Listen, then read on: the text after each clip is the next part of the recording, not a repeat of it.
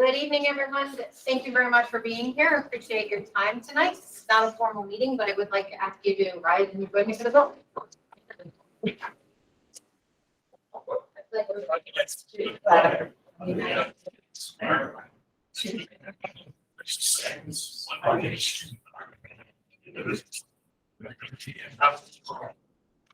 going to pass it right over to Superintendent Ross to get us started.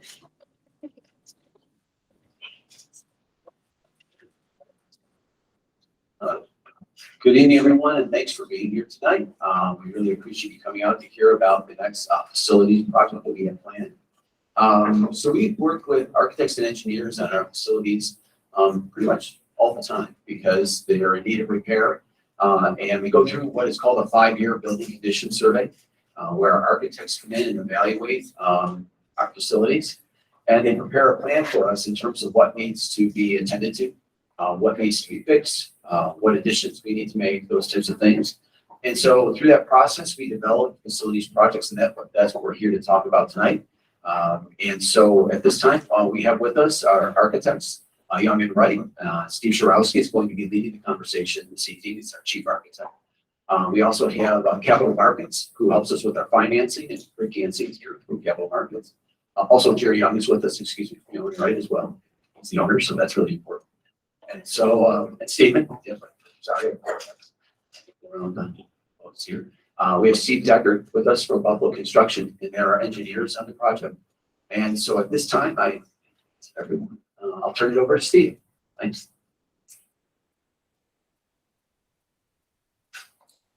Good evening, everyone. Thank you, Superintendent Russ. So tonight, we're happy to present on the capital project that votes in December. What we'd like to do tonight is go through a brief history of really any capital project, but specifically for East Aurora, how we got to where we are today, run through a summary of the project with a little bit of detail on specific scope items, schedule, budget, that type of thing, and then try to answer a few frequently asked questions at the end, some items that have come up from the community in previous conversations, and then open the floor for additional comments or questions that if we don't have the answers for tonight, we will look into and address in one of the upcoming meetings. There are a few more scheduled meetings. I have the schedule later in the presentation. So the history. Brian got us to the point we started talking about the building condition survey. That is a New York State mandated facilities assessment that is completed for every school district in the state on a 5-year cycle. What that involves is a team of architects and engineers reviewing every element in your buildings, roofs, windows, doors, floors, to evaluate them for their remaining useful life and really to ensure that buildings are safe. Unfortunately, a number of years ago, facility, a roof collapsed, and it was because there was a lack of maintenance over a period of time. So that's going back decades now, but this has been a policy and a process in place since the early 2000s from the State Education Department.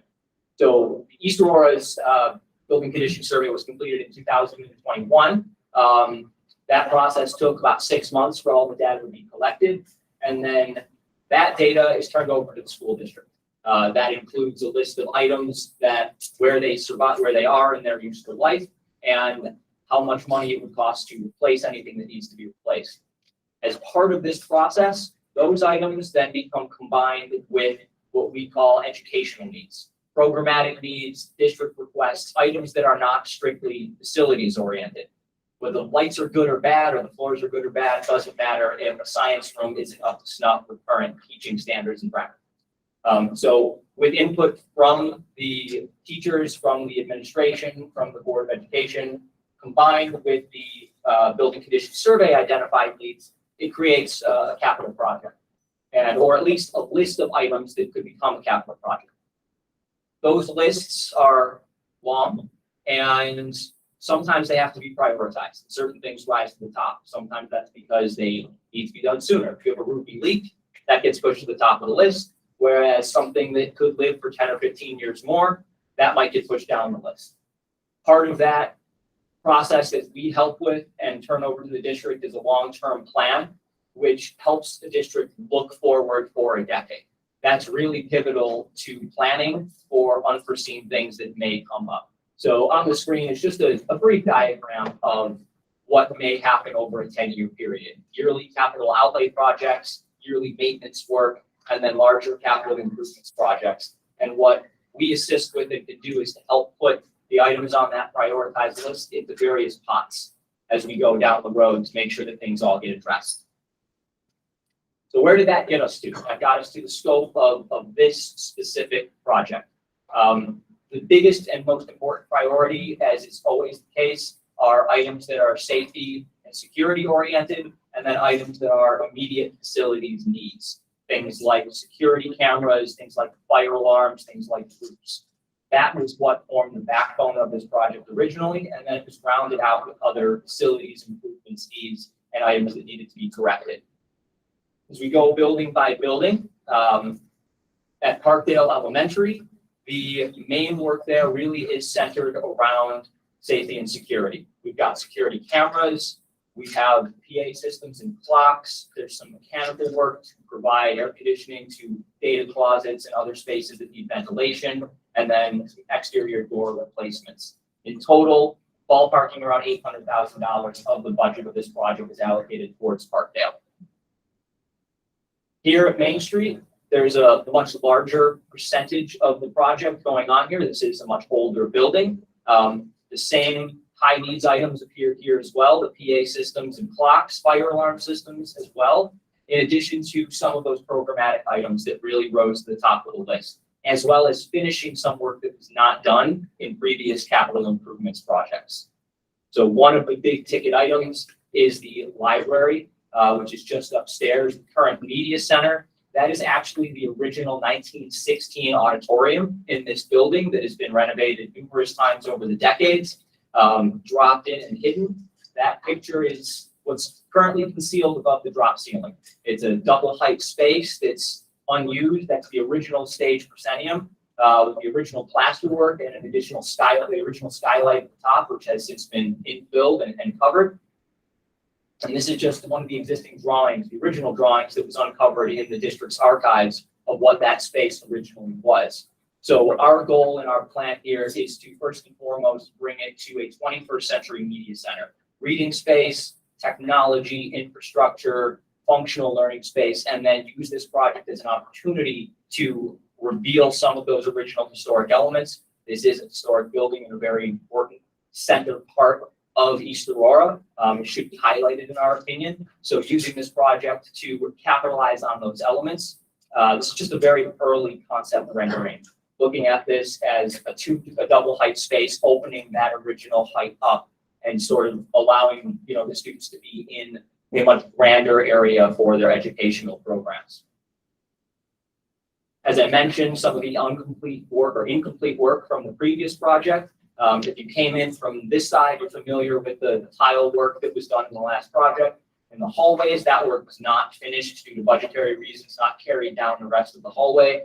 One of the items here is to complete that work, replace lights, ceilings, flooring, upgrade those spaces, in addition to much needed elevator repairs and toilet room renovations to improve accessibility, finishes, and aged fixtures. At the high school, first couple items should seem familiar here, PA systems and clocks, fire alarms. The majority of the dollars and cents here at the high school is at the exterior of the building. So in their building condition survey, there was one item out of almost 1,000 items that was listed as a critical failure, and that was the high school tennis courts. The reason for that, and thankfully I wasn't around to be responsible for this, but the tennis courts were built on a pond back in 1964. We believe that underground water is still causing structural foundation issues, and the reason for that surface has failed numerous times over the last 20 years. In addition to the tennis courts, we're also looking to replace the parking lot and the drop-off loop that are well past their useful life. So concept rendering, because of the pond location, what we're really looking to do is relocate the tennis courts, put them more in a more central location, tennis courts with lights, and then next to the tennis courts, a new turf field. And I have it on the next slide, but I'll leave the graphic up. Some people might ask why a turf field and why a field? Several reasons. One, the tennis courts are being put in a spot where there is a field. So you're going to lose a field as part of this process. So replacing that field in its place here. The second, as I'm sure everyone in the community is aware, or if you're not, good to know that the fields at the high school in general are very wet. Clay soils for drainage, not really playable for large portions of the year, and definitely a maintenance nightmare. And then the turf field also allows for additional use, scheduling benefits, and if we think about it, the middle school here has no site. It's land constrained, so all the teams from here, all the modified sports go to play at the high school. So you really have an increased load in terms of usage at your high school. So the additional turf field would allow that flexibility in addition to the new tennis courts and the other playing surfaces. Some other things that we're targeting and planning for. Right now, we are in an extremely volatile market. I'm sure you're all aware of the fluctuations, escalation, prices, and costs. This project was really designed and built with that in mind, understanding that we may have more money available at the end of the project if we get good bids. We may not. So our numbers are very careful, but we've written the project in a way so that there are other items on that high priority list that would be next in line if money becomes available. Those alternates that are mentioned here on the slide. Turf field lighting for the new turf field, high school hallway renovations, renovations for classrooms at Parkdale, toilet rooms at Parkdale, things like that, especially for a UPK program and the pre-K program, improving those spaces. So that's the scope. What is that? When can all this happen? We are at the upper left of this.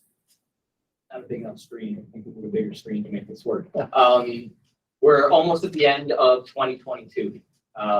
Right now, with Buffalo Construction, we've looked at this as a two-phase project. I'll get into the reason behind phasing it in a second, but this really targets 2 years of construction, 2 general projects, mostly in 24 and 25.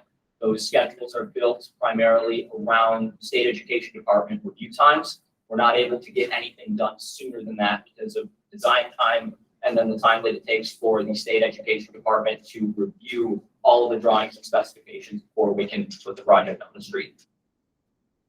So why a two-phase project? And some of the goals of this potential schedule, targeting good bidding times. It's a very busy bidding market. Ideal bidding times are in the fall, November, December, ideally, so that contractors have the ability and the time to line up and order materials for the following summer. Everything in the schedule is based off of targeting those dates for both phases. As I mentioned, the state education review times, SED review times are volatile, and anything we do with the schedule is flexible so that we can capitalize on and not impact students as much as possible. These are obviously fully occupied buildings, fully occupied sites. We have to be very fluid with that, understanding that if there's a major important game or if there's a major event, a dance or a party or a graduation, we don't want the spaces to be occupied, if possible, by contractors during those time windows. So of the 2 phases, how do we pick what goes in each phase? It can be made from a variety of reasons. Some of it is remaining useful life on those items. So phase 1, one of the first items that came up was the middle school roof. The sooner we replace a leaky roof, the better. That's logical. Secondly to that, addressing safety and security items first at all the buildings. Security cameras, clocks, PA systems, and fire alarms, making sure those are addressed early and not waiting any longer than we need to. And then phase 2 really rounds out the project, everything else. The turf fields, turf field, singular, tennis courts, site work, middle school work, hallways, classrooms, and the rest of the project. That gets us to the overall project budget. Rick, can I get off here and give me a hand with this? I'll turn this over to Rick Yancey for a couple slides here as he goes through some of the building aid concepts and financial information. Yeah, we thought it would be helpful just as a primer when thinking about this project. Obviously, Steve went into some great detail about the scope. We thought it was important, given that a large portion of the project is covered by state aid, just to kind of give a brief overview of the concepts of state building aid and how it works with respect to this project. The key concepts that we'll talk about are building aid eligibility, building 8 units, a maximum cost allowance, a building aid ratio, and then when the aid is going to start on the project, which I think is important when we talk about, we're voting in December, but there are several steps that need to get followed before the state aid does begin to flow. The maximum cost allowance is a key concept. And when we think about these projects, the way the state funds projects is that state aid is paid on instructional space, or work within the building, within the classrooms, cafeteria space, classrooms. You have to do at least $10,000 worth of work in the building to generate aid for things outside the building. Turf fields, parking lots, site work outside the building. So it's important to note that you can't just do a turf field on its own. It has to be in conjunction with work done within the building. And then of course, bus garages are eligible for aid as well. One of the key concepts the state uses in determining aid is what's called a building aid unit. Why that's important is that each building within the district, the state assigns a building aid unit based upon the number of classroom spaces in those particular buildings. And in theory, those building aid units per classroom are then used to generate sufficient building aid or maximum cost allowance to fund these projects. So what's a maximum cost allowance? So the maximum cost allowance becomes important in the sense that districts throughout the state don't have free reign to just do as much of a project as they want. The state does set a limit for every district throughout the state, and that limit is based upon each individual building. So the middle school, the high school, elementary school all have their own separate cost allowances.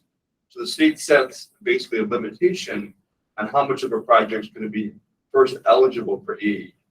Any amount above that allowance is 100% local share to the taxpayer. So it's important when we're looking to develop projects that they're within the maximum cost allowance, because those costs that are within the allowance get the benefit of the state aid, which is in this case 66 cents of every dollar is paid by the state, whereby the local taxpayers would pick up the difference.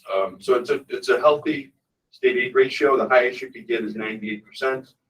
The wealthier districts down, Westchester, Suffolk County only get 10% building aid. So it's important to note that 66 cents out of every dollar of project costs within the allowance are paid by the state through state aid. So there's a maximum cost allowance calculated. We talked about the building aid units. That's the first input that is used to calculate this. Then it's multiplied by what's called a monthly construction index.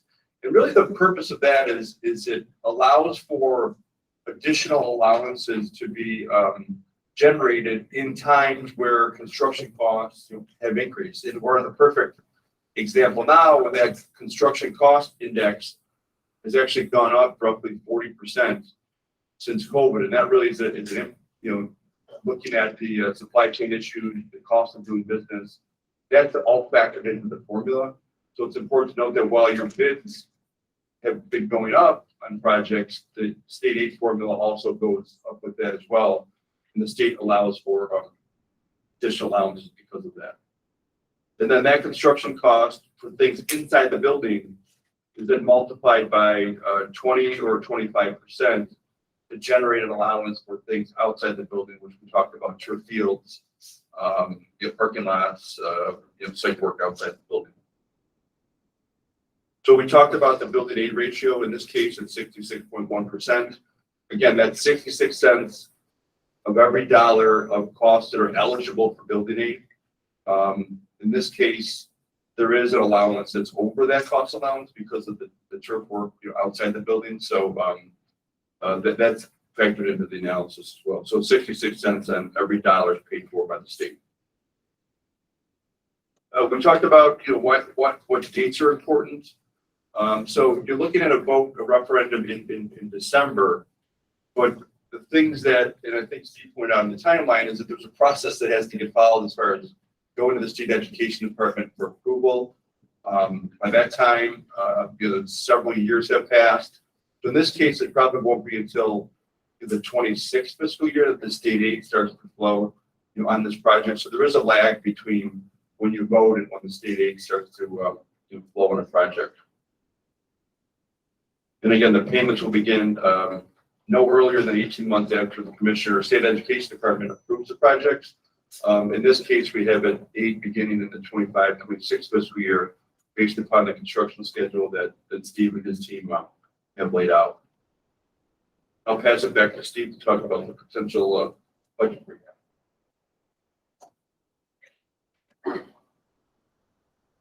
All right, so as we were going through the scope for each building, there were some numbers at the bottom of the pages as we went through.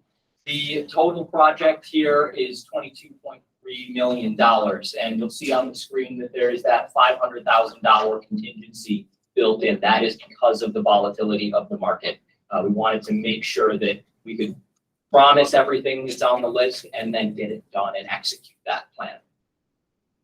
So where does that get us? 22.3 million, that is utilizing the existing capital reserve, that money the district already has, leveraging that money, about $1.7 million of work or of money that's used to offset the local share.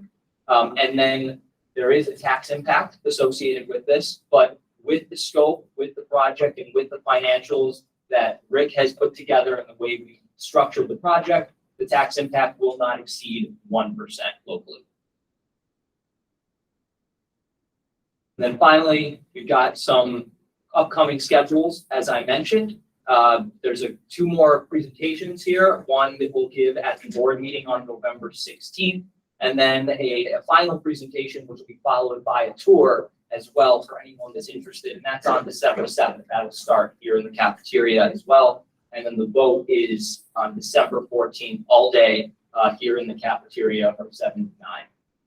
Before we open for comments or questions from anyone here, there were a couple items that we thought were important to include in the presentation, items that have come up in discussions. It might be relevant to help answer some questions you might have. First of all, there's the concept of multiple propositions in a project, multiple votes or things that the community could vote on independently. Why is everything included as one proposition instead of two or three or whatever? The reason behind that is the way that the finances are set up and the way the propositions are written. If we included all of the work at Parkdale in a proposition, for example, and we received bids on that work and the bids came in under budget or over budget, that money would either be lost and not able to be allocated to any other work, or we wouldn't have money from somewhere else to pull to allow that to be completed. And it is common that we'll have work in one building that might be 5% over and some other building is 5% under. And we can shuffle those monies back and forth when it's under one proposition. If there's multiple propositions, you lose that flexibility. Secondly, why apply retiring debt to offset the project costs? That really comes down to financial consistency, timing of capital projects, and this is something that is very common statewide. Timing of capital projects to minimize fluctuations in debt service, so that you don't have large roller coaster rides in how the finances are going. So you time it so that when one project is completed, when the project is paid off and bonded, you can roll that money into another project without adversely impacting the district's finances. And then finally, why multiple phases? There's multiple. There's lots of ways to structure a project. Sometimes it makes sense to design everything in one shot and submit one $22.3 million project to the state. That can be advantageous in certain situations. We felt it was not in this situation, partially because it allows us to speed up the process. Designing $22.3 million takes a lot longer than it is to design $6 million. So we can design $6 million faster, get that to the state for approval, and then that allows us to do the roofs and that security work earlier as opposed to waiting longer. There's also the additional flexibility in that situation of if phase one comes in under budget, we might be able to tack on some of the extra work that were those alternates into phase two of the project without adding a phase three or extending the project schedule. So it's all part of the game of figuring out how to build a project that works best for every district in their own unique situation. So I hope we've hit on a lot of the key points. I'm sure there are questions. Be happy to answer anything now.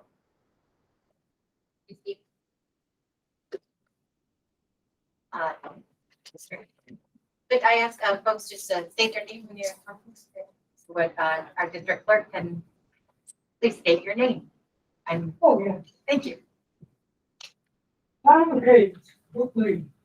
I have a couple of questions. One, last comments you were making about rolling unpaid projects into the current project. I understand it's a sizable number. But what worries me is what happens back to one project. The project that you're rolling from, what when the original one was made up, how much money was rolled out of a previous project? Are we carrying a number like $4 million to project, to project, to project? Are we gonna ever pay it off? Yeah. Yeah. So I think it's important, you think about the debt retirement concept, just a bit of a history of the last 3 capital project votes, for this district were 2007, 2013, and then 2016. So it's typical for districts to, every 5 years, they do what's called a building condition survey, which essentially looks at all of the facilities to see, what might be needed. So it's common that districts, every 3 to 5 to 6 years, bring on new projects. So the concept with the debt flowing off is that in next 2 years out, the 2007 debt is going to be paid off. And then a few years after that, the 2013 project is falling off. And then a few years after that, the 2016 debt is going to be falling off. So the concept of the debt falling off is older projects are paid off in full. You try to maintain that flat local share shape so that you don't have a large steep increase in taxes at some point down the road. You try to keep it flat across the board so that you're constantly doing projects paying. We're sitting here paying interest on every one of those. As you roll it over, the number doesn't shrink. It tends to go up. So we're paying off interest on loans that are were supposed to be closed years ago in a new project. And It's money coming out of our taxpayers' pocket, paying the interest on. And the reason why they're spread out over a 15-year period is the state pays back the state aid over a 15-year period. Who's So they don't- the state? We are the state. We're paying it either way. Correct? We pay the taxes, the state gives us back the money. That's not a big deal. I heard it said once in another situation that whether you do it or not, someone else will. So if you're paying the taxes, you're paying it to another district instead of here. So that money is going to go to benefit someone downstate or someone in Albany or Rochester. Wouldn't you rather see those tax dollars that you're paying anyway to the state be invested here? The problem with that is, can I speak to that? The problem with that is, if you didn't leverage the building aid ratio of the 66% that you're gonna get reimbursed from the state, to do all these things, you'd be paying 100%. You'd be paying out of your operating budget for life safety issues like fire alarm systems, TA clocks, and security systems. You'd be paying 100%. That's gonna be a never-ending situation. Because 5 years from now or 10 years from now, the engineers are gonna do another survey and we're gonna come back and say, oh, these systems are old, they don't work as well. Let's tear them out and do them again. Been doing it for 30 years, 50 years in this building. Like your home, things fail over time. Roofs on your home, 25-year warranty or 15-year warranty on your shingles. Boilers break. These are millions of dollars of facilities with millions of dollars of investment over decades of time. If you don't replace things, it'll get to a point where they don't function. Oh, I understand that. No problem. But as long as we keep paying interest on it, and I know now the interest is going to be 1% on this loan. No, I agree, but I do think maybe I misspoke earlier and you're misunderstanding. The retirement of debt means that the old project is paid off. Yeah. So you're not rolling over old debt. Or was it coming in at a lower price than we paid in the past? Or is it going on a new loan, which we all know is going up? So It we're is. gonna pay more. All of those interest rates are We're gonna factored pay in. more on this loan. Most of them. Most of them. Yeah, please. I'm getting a feeling that there's a difference of understanding here. That the way, help me if I get this wrong, but what we're talking about are previous projects that you folks voted yes and that were approved. And money was borrowed for the purpose of doing those projects. We're not talking about taking any of that debt and rolling it into this new project. That debt, as I understand it, is paid off. So it's like your mortgage on your house. You pay and you pay, it's a 20-year mortgage. Mr. Hayes, I'm gonna ask, Mr. Hayes, I'm gonna ask you to wait for Mr. Brunson to finish and then I'll take it back to you. Thank you. If you pay off your mortgage entirely on your house, Yes. and then you have to do more work on your house, so the roof or driveway or whatever you're gonna do, you may take out a new loan. You're not rolling over the old mortgage into the new loan. And that's exactly what we're doing. We're not rolling any of this old debt into the new loan. The new loan is just for this project. Okay. So we're not paying, we're not taking $4 million and pushing it out forever. We're paying it off. When it's paid off, we can afford to do it. Okay. When is $4 million paid off? And how is it paid off? There's the benefit. Yeah. Those three projects that you talked about. Yeah, When so, are they paid off? the 2007 vote is paid off in the 24-25 fiscal year. 2013 project is paid off in the 31 fiscal year. And the 2016 project is paid off in the 33 fiscal year. So that's the concept of, those are going to be done because the 15-year life, those projects are over. And they'll be completely paid off in full. Paid off how? The district issued what's called a serial bond. So it's similar to mortgage, it's a 15-year bond that's paid over the 15-year period. Once that 15-year period is over, it's paid off. In other words, when this project approved, we're gonna have 3 years you mentioned in the new one. We're paying off 4 loans at one time. Well, the new project won't come on until after the 2007 is done, because it'll be 26 fiscal year, so that'll be gone. Yep. So we'll be paying off 3 loans at the same time. Just as it is now, there's 3 loans that are outstanding currently. First of all, this wasn't presented like that. Those loans were put up. A lot of people know I said that a lot of those people. That was never mentioned. We're paying off 3 loans. Thank you. Thank you, Mr. Hayes. Greg, just something we talked about earlier about the statewide average interest rate. Mr. Hayes mentioned interest going up in the future, but there's some protection against that, and some of them could be paid down the road. Could you explain that? Yeah, so great point. So the way the district or the state aid formula works, the state aid 66 cents for the project cost isn't only on, the project cost itself. They also aid the districts at an assumed interest rate. So you get aid on the interest expense as well. So the state interest rate changes every year based upon whatever the project's approved by SED.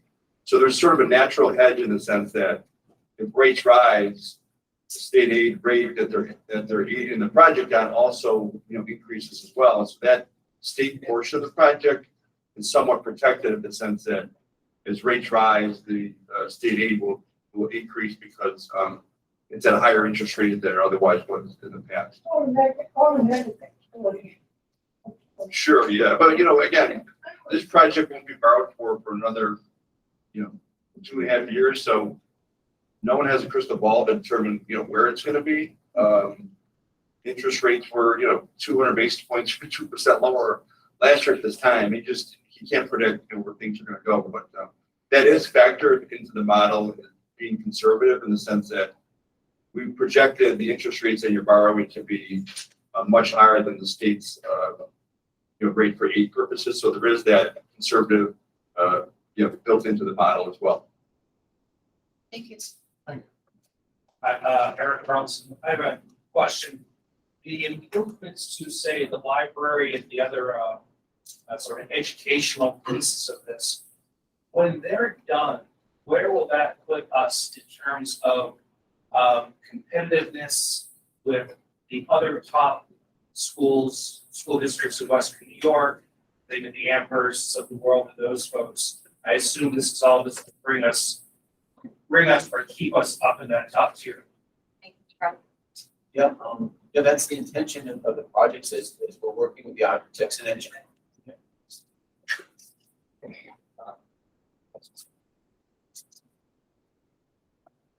Yeah, so as part of this project is related to, like, the first phase, we talked about safety and security, those things, some maintenance, roofs that need to be replaced, those sorts of things. And the other portion of it is related to programming, making sure that we're keeping ourselves current and providing our students the best experience that we possibly can. And so as we go through the process and we do the development with our architects and the engineers in terms of what we see as deficiencies and what we see as our needs, they then design the project around that. And so the media center is a great example. The current media center is very out of date. And so the new media center will reflect more common practice, more modern practice in regard to research, still having books, but also balancing it through technology. And so those are the different things that we work on. And so we look at each building and we see what the needs are and what are the most pressing needs. Same thing with our family and consumer science classroom. Gosh, it gets date back to the 1970s. And so that equipment is very antiquated and very old. Many school districts in our region have already renovated their spaces, sometimes twice, since that has been installed. And so those are the types of things we did. And we looked at, like, our phys ed space. We decided it wasn't the right time to do phys ed space. And that's a cost issue as well in trying to manage the project. Looking at the debt, they talk about the debt is very complicated. I'll be completely honest, and that's part of the regulations that come from the state. But that idea of, as debt is coming off and we're bringing the project on, the intention is to smooth the impact on the taxpayer. So that's why the impact of this will be less than 1% increase, because it's that debt is falling off. It's then used to support this new project. And so then when we look at the next two projects that will be falling off, then we'll be trying to time another project so that that transition is as smooth as possible. And then we're meeting the requirements. So that building condition survey isn't a choice. We're required by regulation to follow this process. And so the state will not, only under unusual circumstance, will they support an emergency project because they want to plan. So the state is planning based on our planning. So we're telling the state that we're going to need so many millions of dollars over the next several decades to support our school facilities as the other 699 school districts are doing in the state. And that's how they plan their budget. So that's why that building condition survey is required. It's very complicated. They get into all the nooks and crannies, all the background. They do a huge evaluation. It's all put on online so that our building grounds people, principals have access to it. And so that process is time consuming, but it's very important. Robert Aronica, Boys Road. Thanks for having this open forum and these questions. The questions that I had are a few, but I think they're quite salient. Number one, my answer was, the question was answered on the tennis court. I'd like to know what the repercussions are for the people that did the planning on the tennis court to begin. This isn't an open funnel of money that people just say, let's throw some money, let's amortize it over 5, 10, 15 years, call it, oops, it's a mistake. We have to be accountable. There has to be fiduciary responsibility for what we spend. This isn't an open bank account. Number one. Number two, I noticed that you talked about the second level of priorities, and I applaud you for it. You said it was security. I walked right into this building. Nobody was greeting me or checking me. I am concerned for our children. I am concerned for everybody here with all the crap that's been happening, that we can't take no attention to security. We need tick plates on these doors. We need concealed weapons warrants for these doors. Is it ugly? Yes. Mr. Superintendent, you said that there's emergency capabilities that you can do. I petition this board to look at money and get those kick plates, get those warrants for weapons at every one of these. And are we walking into the school? This isn't what I have in the school, which is very sad. We have to protect everybody. And that's all I'm saying here today. I understand what we're trying to do. Security isn't a number one of your priorities. You're taking care of all the others. And lastly, I don't think that we should entertain to the kids. Mr. Carlson's sermon. Maybe we have some tutorials or something to get this thing and maximize the investments that we're doing. That's all it is. Thank you.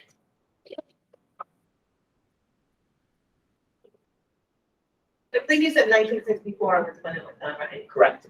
And just, I'm learning as I go as well, because I'm new to this as well.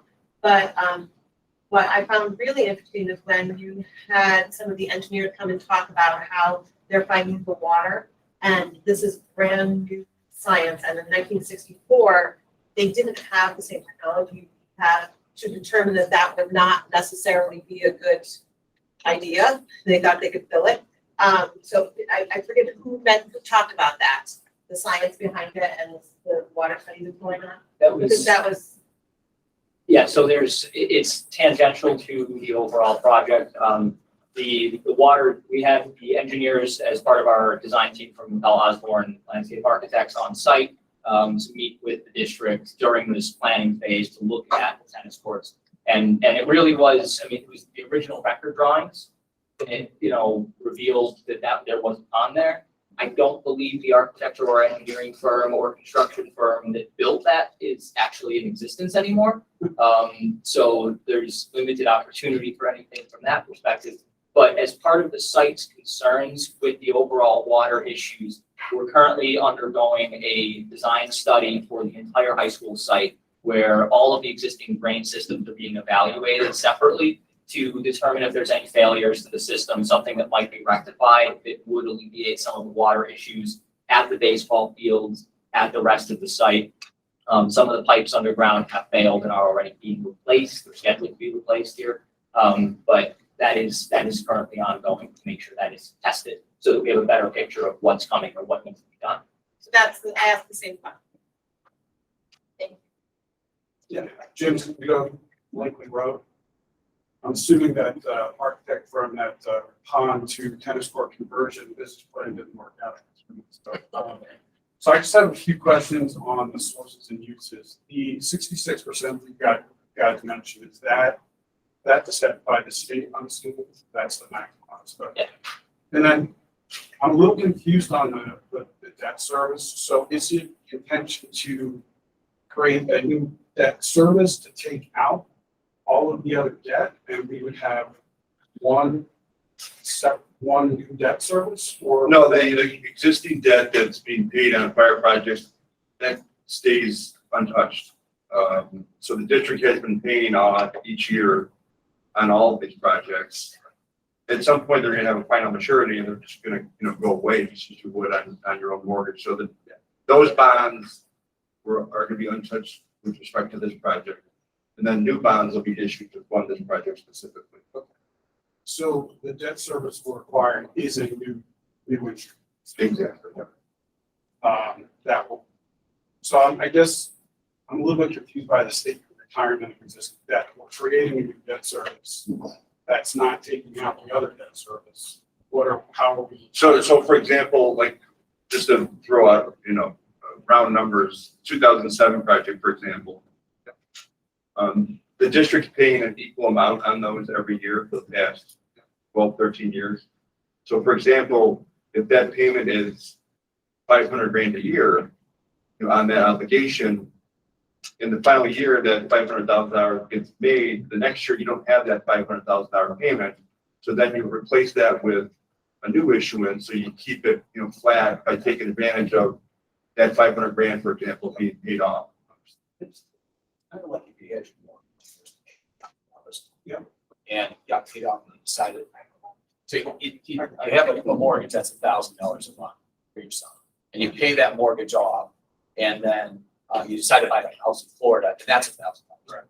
That payment just continues to pay it, and you wouldn't see any adjustment in your monthly bill. Yeah, so is that exactly? I'm trying to, yeah, it is very confusing. The debt services. Yes, very. Understood. And then the last question is it our intention, we're gonna be using the reserves. Would it be our intention to at some point replace those reserves, to have future reserves, or what's our strategy for doing that? Mrs. George, you want to touch base? I would recommend to the superintendent, yes, to replace the reserves. A capital reserve, although it limits our flexibility in how it can be used, has to be used for capital. It operates as a savings account for future capital projects, just like on your house. We try to say this, the roof on your house is eventually going to go. Yep. You save for that, so that you can pay for it. That's how I see a capital reserve working. But there are other reserves that we also fund, like the repair reserve, which is very important right now due to the failure of the high school fields where that culvert failed. That's a huge step, but we need this fixed, like right now. So there are different reserves for different uses, and the capital reserve is very restrictive. That's all it can be used for. I believe that our current capital reserve goes to $8 million of funding, and we're going to get, remember, 1.7. So now we can still fund it from that 1.7 up to 8 million into another project. Thank you. Mr. Lucian. Hi, I'm Nick. I just have a question. You put up a chart, it said you had a 10-year projection, and it's a curiosity question. If after or when or if this gets approved, and we're in 2027/8, thereabout, when the final screw goes in hole, what's down that list? Like, what are my critical points for 30, 31, 32 that you had out That is an excellent question. there? Thank you. The list, for the first items on the list would be anything that from this project, those alternates that would not get done. So one of those items are classroom work at Parkdale Elementary. There is a growing UPK population, and there's already been ongoing discussions and work the district has done internally to make those spaces as functional as possible. But renovations to those classrooms to make those more suitable for those grade levels is one of the items on that list. There are a couple of the other items, the bleachers at the high school pool were not done when the pool was renovated 5-7 years ago. Those bleachers are on that list of items that need to be addressed. A bigger ticket item, something to consider, depending on the results of that drainage study, would be looking at drainage of the high school baseball field and the high school softball, and how those get rolled in if there's a drainage fix to keep them grass, or there's some other solution down the road for that area. There are other parking lots that are this other side of the high school that is not part of this project, if we're on the list. Those are just a handful, but the list is voluminous and long of everything. And some of the items, the building condition survey ranks everything 15 years out. So this category is 0 to 1 year, 1 to 3, 3 to 5, 5 to 10, 10 to 15. So every system is evaluated. Those items that are on that 10 to 15 list, maybe they'll be at 5 to 10 in 5 years. Sometimes they'll stay at 10 to 15. Sometimes they'll have a catastrophic failure. So it moves things around, but that list is in place. You know, it's Doug has it, you know, Mr. Wicks has it, and the board has seen it.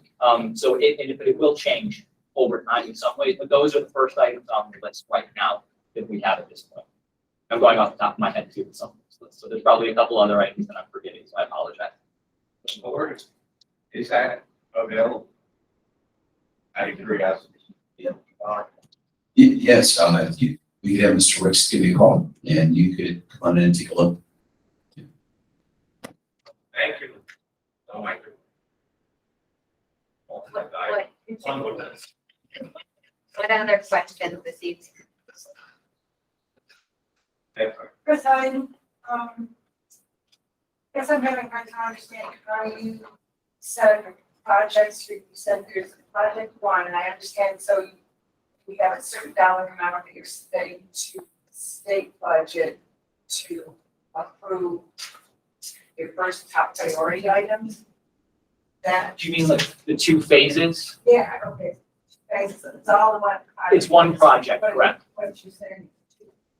Yeah, but I that can be confusing, so I'll try to explain. It's one vote. It's one project. It's 22.3 million. And that is, that 22 million, is a 15 years on board then, is that? Correct. Okay, so all, any of those lines and stuff is over. Yes. Okay, thanks, okay, go ahead, finish, sorry. No, that's all right. So we have the whole list of items. We can design all of that in one shot. We can, you know, spend 12 months. We would design it. We put everything on the drawings for all of that and hire one set of contractors to do the work. And that work may take 2 years to complete. Or we can take certain items from that 22 million and we can do a smaller project of 5 million upfront, and then the remaining 18.3 million in a phase 2, or we could do it in 3 or 4 or 5 phases. It's still one project. It just is. So you can do more than We could. just, It has to be. It's the same $22 million. right, so I'm wondering how you submitted it to the state for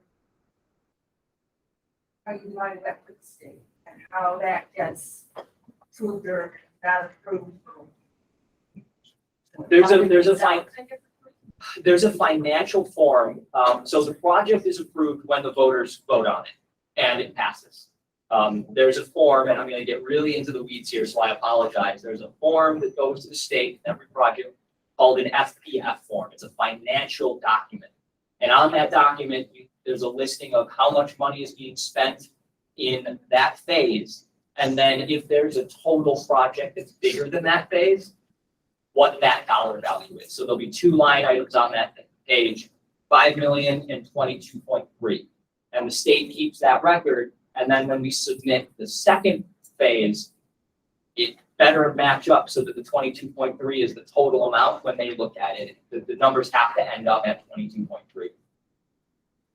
We had the state instrument of doing that in the state image of basic projects is to get the building flowing back to on.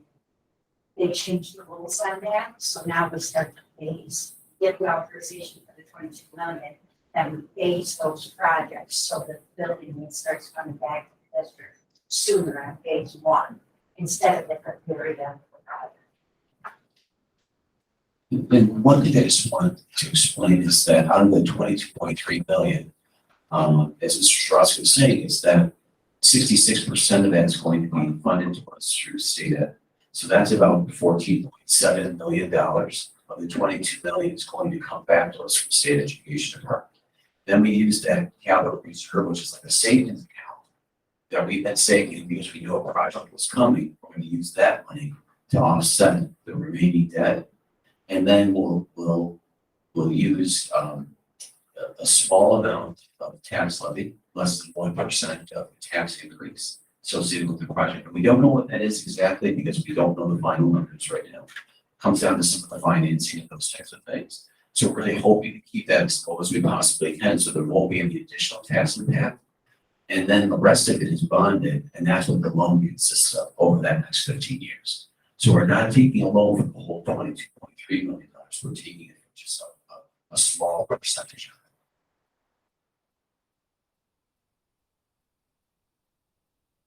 And that, as I was saying, will not exceed 1% in terms of any type of tax increase.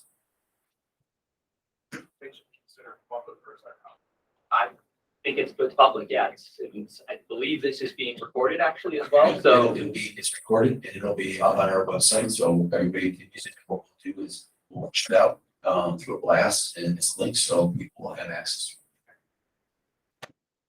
Mr. Hayes.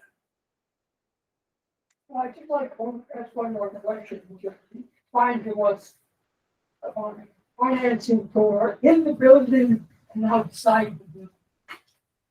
So there's, Rick was explaining that there's what's called the maximum cost allowance. The state education department has a rule that every building is allocated a certain amount of money that can be spent to receive aid, based off of the number of students, the number of classrooms that you have in a building. And they only allow, say that is $100 million, I'm making that number up. The state then says you can only spend between 20 and 25% of that outside of the building. So we could spend $100 million on floors and ceilings and mechanical equipment. We could only be able to spend up to 25 million on parking lots and have it get state aid back to you. If you exceed that 25 million, it's not aided. You only get aided on the first 25. Everything after that is entirely local share. That's just the state rules. It's a little bit antiquated in my opinion, but it's the way they look at it. Really, really in this proposal. Yeah, it's roughly a little over $2 million of the work outside the building, which would be the tennis courts and then the turf facility.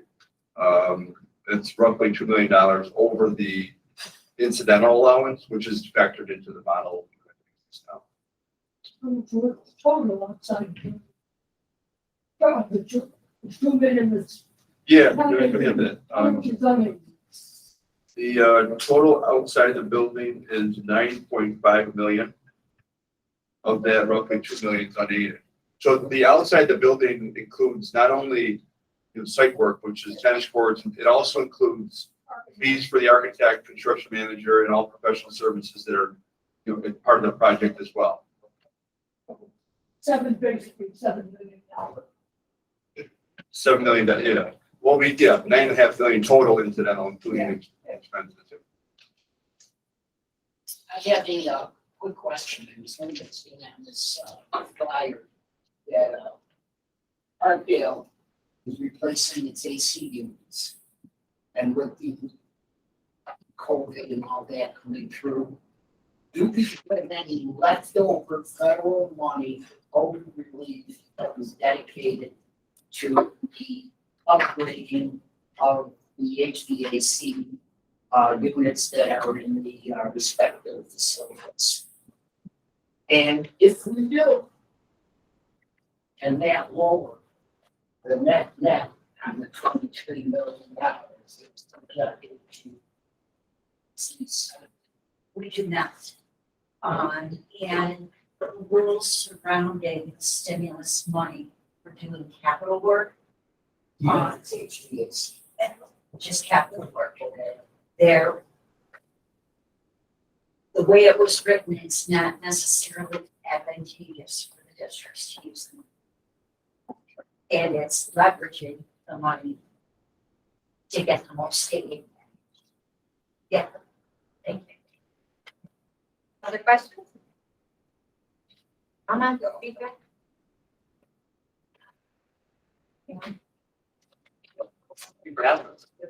Just to let you know that we're going to continue with these presentations. We're presenting at our next board meeting on the 16th of November. We'll also be, doing another presentation, that'll be in the library here in the middle school. The next presentation after that will be December 7th, where we'll be meeting here again, presenting Q&A, and then we'll also do a tour to show some of the, just at this building, some of the changes that will be happening. And then we vote on December 14th, and that vote runs from 7 a.m. to 9 p.m. Thank you. Thank you again for coming. Thank you.